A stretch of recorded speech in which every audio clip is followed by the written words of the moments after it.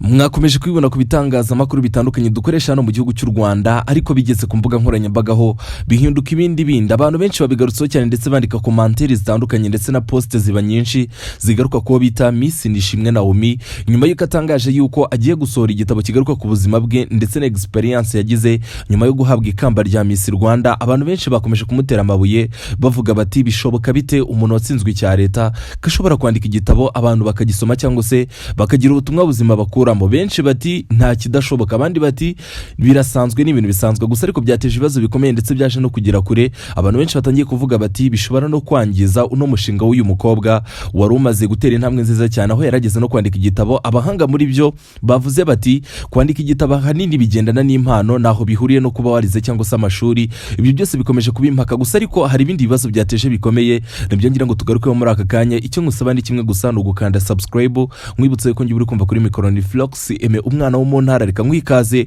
muri ubu buryo.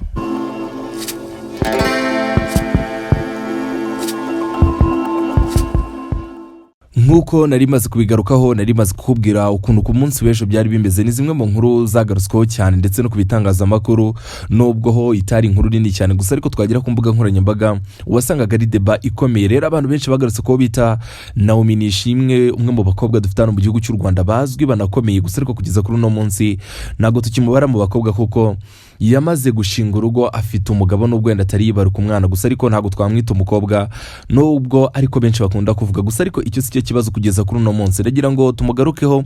Icyo nakwibutsa cyo mu mwaka wa 2020 nibwo no mukobwa muto w'imyaka wari ufite imyaka 21 nibwo yaje guhabwa ikamba rya Miss Rwanda yaryegukanye aje asimbura uwari Miss Rwanda 2019 bita Mwiza Megan, murabyibuka neza cyane gusa ariko no mukobwa yahawe ibintu byinshi bitandukanye kuko buri kwezi yahembwaga amafaranga agira ku 800 ndetse yahawe n'imodoka yo mu bwoko bwa Suzuki Swift nshyashya nziza cyane, murabyibuka n'amafoto twabonye n'ibintu byasaga neza gusa ariko twavuga byinshi bitandukanye gusa ariko ibyo ntabwo ari byo ngira ngo tugarukeho iby'ikamba yahawe cyangwa se uko byari bimeze. Ndagira ngo tugaruke kuri uno munsi uwo bita Miss Nishimwe Naomi. Ese kubera icyo abantu benshi bakomeje kumugarukaho bamutera amabuye bavuga bati hoshi igenda ibyo ngibyo uzanye byo ntabwo byakunda, twihanganiye byinshi waduhaye ibindi ariko ibyo byihorere si ibyawe. Ni nyuma y'uko no mwana w'umukobwa atangaje yuko agiye gushyira hanze igitabo cyitwa More Than Crown, avuga yuko ashaka kugaragariza abantu cyangwa se abereke ibirenze ikamba cyangwa se ibindi bintu yahuye nabyo cyangwa se indi experience yagize mu buzima, ibindi bintu yagiye ahura nabyo ashaka gusangiza abakunzi be, abanyarwanda muri rusange ndetse n'abantu bose bamuzi muri rusange, niko nabisobanura. No mukobwa rero yabitangaje abinyujije ku mbuga nkoranyambaga ze, yavuga yuko icyo gitabo kiri hafi gusohoka ndetse yamaze kucyandika, yamaze no kugikora. Ubu igisigaye ari ukuba cyajya ku isoko cyangwa se abantu bakaba babasha kukibona binyuze ku mbuga nkoranyambaga cyangwa se niba azagishyira kuri website. Ayo ni amakuru tutari twamenya kuko na press conference yigeze akora yabyo ngo badusobanurire birambuye, ubwo mu minsi iri imbere bizagenda bisobanuka gusa ariko ntabwo ndi buze kubitindaho cyangwa se ngo ngiye kure cyane. No mwana w'umukobwa akimara kubivuga cyangwa se akimara kubitangaza benshi babisamiye hejuru, ubwo ndavuga abakunzi be bavuga bati kuva na kera uri umuhanga, umwana uzi kureba kure, umukobwa wabashije kwegukana ikamba rya Miss Rwanda, abanyampinga w'igihugu cy'u Rwanda, nta kuntu n'iki kintu atari kugitekereza cyangwa se ngakizane. Abenshi bati ni bake babitekereje ni bake babikoze ariko no mwana w'umukobwa abigezeho. Abo ndavuga abari ku ruhande rwe cyangwa se ku giti cye babyakiranye ibyishimo, baravuga bati gitinze gusohoka kugira ngo dutangire kurambura izo page cyangwa se izo mpapuro tugende dukuramo ubwo buhanga cyangwa se andi makuru waduhishiye muri icyo gitabo cyiza cyane dutegereje turi benshi. Nuko babivuze muri ubwo buryo gusa ariko ku rundi ruhande hari abatangiye kuvuga bati karabaye noneho ibi ni ibiki turabifata dute. Niba warabashije kubona post nagiye nkora kuri Instagram cyangwa se Facebook na TikTok ubwagiraho kamfollowinga wakuraho amakuru menshi, hari abatangiye kuvuga bati hoshi igenda ibyo bintu uzanye byo byihorere si ibyawe kuko kugeza kuri no munsi tugufite amakuru menshi arambuye. Benshi bahise batangira kuzana post zakozwe mu myaka yashize, ubwo ndavuga nko mu 2020 na 2021 ubwo uno mwana w'umukobwa n'ubundi yari yakoze icya leta ataratorwa, amanota aza gusohoka nyuma. Rero amanota asohotse uyu ntabwo yari yabashije gutsinda icya leta, yari yagize amanota make. Nimwe mu nkuru zagarutsweho cyane ndetse zanabaye inkuru nini, murabyibuka neza cyane. Abantu benshi rero batangiye kuzizana bavuga bati ese bishoboka bite ko umuntu watsinzwe icya leta ashobora kwandika igitabo? Tuzi ko n'abantu basoje za kaminuza usanga ari ibintu bikomeye cyane kugira ngo igitabo cyabo kijye hanze, usanga ari ibintu bagendeyeho bikomeye ugasanga ni ibintu bikomeye cyane, ntabwo ari ibintu bipfa koroha cyangwa se bipfa guca mu nzira zoroshye. Abati ese bishoboka bite ko umwana w'umukobwa utarize kaminuza ashobora kwandika igitabo? Ni imwe mu nkuru zagarutsweho cyane ku munsi w'ejo, babashije kubibona. Byari ibintu byari byateje icyo bita, sinzi uburyo nabisobanura mu buryo bworoshye, byari byateje impaka ku mbuga nkoranyambaga. Benshi bati hoya have sigaho iki gitabo nubwo cyasohoka se we wacyanditse. Abandi bati yabuzwa n'iki niwe wacyanditse, umuntu afite ubuhanga cyangwa se ashobora kuba yifitemo n'impano yo kwandika ibitabo. Nibyo nakubwiraga nti hari bamwe mu bantu batangiye kwandika post ndetse na commentaire bavuga bati abantu biteranye ibintu, hari ibyo bafata bakabihuza n'amasomo ariko naho bihuriye. Abandi bati muzarebe icyongereza avuga abiga cyangwa se abarangije bakivuga nibanga. Abandi bati kwandika igitabo n'impano naho bihuriye n'ayo masomo, bigendeyeho ko nibyo yize n'undi naho bihuriye no kwandika ibitabo cyangwa se naho bihuriye n'icyo gitabo agiye gusohora. Gusa ariko hari n'izindi commentaire nagiye mbona hirya no hino hagiye hakorwa posting y'uyu mukobwa imugarukaho cyane, aho bagiye bavuga bati tuzi ibyamamare byinshi ku isi nk'abakinnyi b'umupira w'amaguru bisanze mu gukina umupira w'amaguru ariko nta bindi bintu bikomeye banyuzemo, ugasanga biragiye banditse ibitabo bikanakundwa. Abantu bakibaza bati ese niyo bataranyuze mu mashuri cyangwa se ngo banyure muri ayo masomo, ibyo bitabo byagiye byandikwa bite? Ni imwe mu nkuru zagarutsweho cyane, zabaye nini ndetse zakomeje no guteza saga. Naho nkurikiranye muri aka kanya, ushaka kumanuka muri commentaire ukambwira ese ku giti cyawe urabyumva ute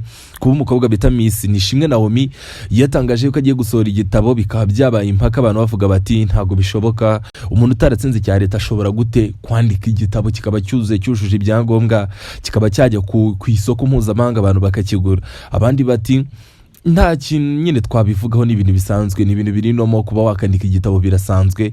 Ubwo nawe uraza kumanuka muri commentaire umbwire ku giti cyawe ese wowe urabyumva ute. Gusa ariko n'ubundi ntago twavuga ibyo byose ngo twirengagize ukuri kose cyangwa se tugire ibyo twirengagiza, n'ubundi kuri tuba tukuzi. Kwandika ibitabo sinzi ngenda bivuga ku giti cyanjye uko mbyumva, kwandika igitabo nkeka ko ntaho bihuriye n'amasomo, kuko niba uri umuntu ushobora kwicara ukandika indirimbo ntaho wabyize ukandika, ngiye ku giti cyanjye numva yuko ari nk'impano ntaho bihuriye n'amasomo, nk'uko benshi batangiye kubisanisha cyangwa se batangiye kubisobanura mu buryo bwabo. Rero uyu mukobwa bita Miss Nishimwe Naomi ku munsi w'ejo yari yagizwe inkuru, yari yateweho impaka nyinshi, ndetse nyuma y'uko avuze ibyo bintu byamubanye ibintu bikomeye cyane. N'ubu ngubu ugeze ahantu hari kwandika post zose ziri kuvuga ziti have wa mukobwa udakora ishyano, niba unagisohoye iki gitabo wakoze icyo bita kukidodesha. Abize za kaminuza murabizi neza cyangwa se ababashije kubana n'abantu bahuye n'ikibazo cy'iki ngiki bita kudodesha ibitabo. Rero kugeza kuri uno munsi Miss Nishimwe Naomi yavuze yuko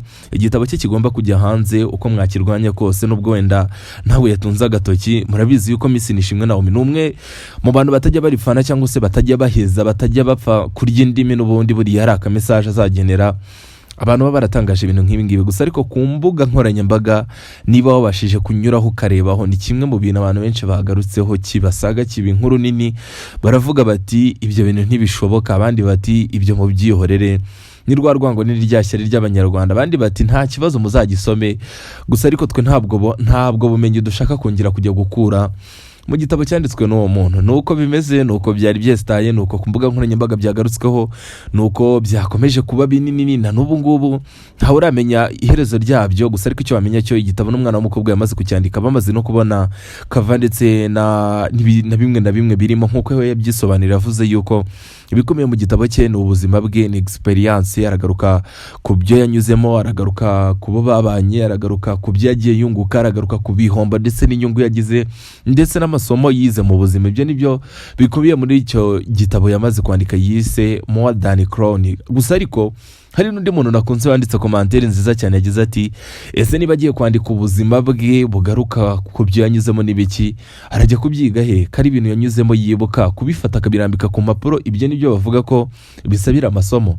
Rero nuko byari bimeze, nuko byagarutsweho. Ni imwe mu nkuru cyane ariko zagarutsweho cyane. N'ubu ngubu benshi bakomeje kuvuga bati Miss Nishimwe Naomi ibyo bintu nabireke. Abandi bati nta kundi, nyine agomba kugishyira hanze, ni ibisanzwe nta gishya kirimo. Nawe uraza kumbwira muri commentaire. Gusa ariko reka ngushimire twa turi kumwe muri aka kanya, nkwibutsa yuko ngiye buri kumva kuri mikoro ni Philox Aime, umwana wo mu ntare. Reka tuzahure mu kiganiro cy'ubutaha, nkwibutsa yuko ibiganiro nk'ingibi biryoheye amatwi n'ahandi ubisanga usibye kuri YouTube channel yanyu Philox TV Show, kandi ukeneye no kunkurikirana ku mbuga nkoranyambaga zitandukanye hose ni Philox Aime Promoter. Genda uhagere, ubundi tuzahure mu kiganiro cy'ubutaha. Ndagushimiye cyane.